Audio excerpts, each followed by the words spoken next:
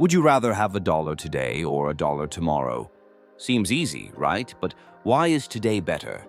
That's the time value of money, or TVM, and it can change how you save and invest. TVM means a dollar today is worth more than a dollar in the future. Why? Inflation, opportunity cost, and risk. Money today can earn more money tomorrow. Let's break down the formulas. Future value and present value. They help you see what your money can grow into or what future money is worth today. Imagine investing 1,000 at 5 and for 5 years. You'd have 1,600 in that. But what if someone offers you that amount in 5 years? It's worth $1,000 today.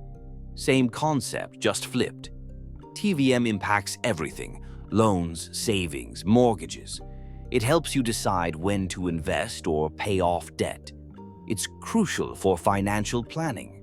Simple interest is on the principal, while compound interest is on both principal and interest. Compound interest is powerful. It's money making money. Use TVM in real life. Start investing early, avoid high-interest debt, and plan for retirement. There are free calculators online to help you. Don't think delaying savings is okay.